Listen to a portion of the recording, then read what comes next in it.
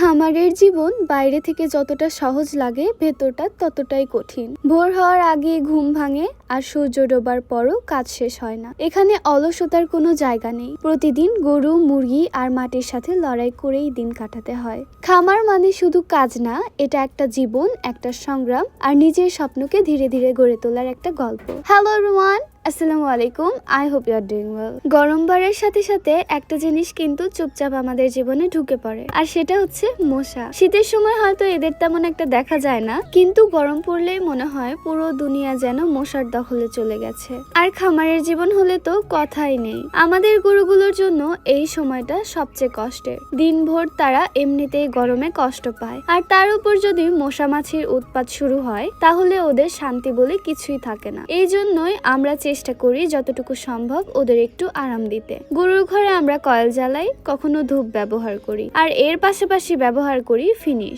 যেটা মশা মাছি দূরে রাখতে অনেক সাহায্য করে। আজকে যেমন ধূপ ছিল না, তাই আমরা শুধু কয়েল আর ফিনিশ দিয়েই কাজ চালাচ্ছি, কিন্তু সাধারণত তিনটাই ব্যবহার করার চেষ্টা করি। ফিনিশ আমরা সরাসরি গরুর গায়ে ব্যবহার করি না, আমরা ফিনিশটা গরুর লেজে হালকা করে দিয়ে দিই, কারণ গরু সবসময় লেজে নাড়াতে থাকে। আর যখন তারা মশা মাছি তাড়ানোর জন্য গায়ে লেজ দিয়ে বাড়ি মারে, তখন অটোমেটিক ভাবেই ফিনিশটা তাদের শরীরের বিভিন্ন জায়গায় ছড়িয়ে পড়ে। আর একটু গরুর ঘরের কোনাকানিতেও স্প্রে করে দিলেই যথেষ্ট। তবে একটা জিনিস সব সময় মাথায় রাখতে হবে, বাছুরদের ক্ষেত্রে কিন্তু আমরা ফিনিশ ব্যবহার করি না, কারণ ওরা ছোট, তাদের শরীর অনেক সেন্সিটিভ। এই কেমিক্যাল গুলো তাদের জন্য ক্ষতিকর হতে পারে। যখন একটু বড় হয়, ধরেন 5-6 মাস, তখন হালকা করে ব্যবহার করলে সাধারণত সমস্যা হয় না। আর সবচেয়ে গুরুত্বপূর্ণ বিষয়, কখনোই গায়ে ঠেসে ধরে চামড়ার ওপর বেশি করে স্প্রে করা যাবে না। শুধু হালকা করে একটু দূর থেকে ছিটিয়ে দিলেই হবে, কারণ বেশি দিলে উপকারের চেয়ে ক্ষতিই বেশি হতে পারে। খামারের জীবন মানেই হচ্ছে প্রতিটা ছোট ছোট জিনিসের দিকে খেয়াল রাখা, কারণ এখানে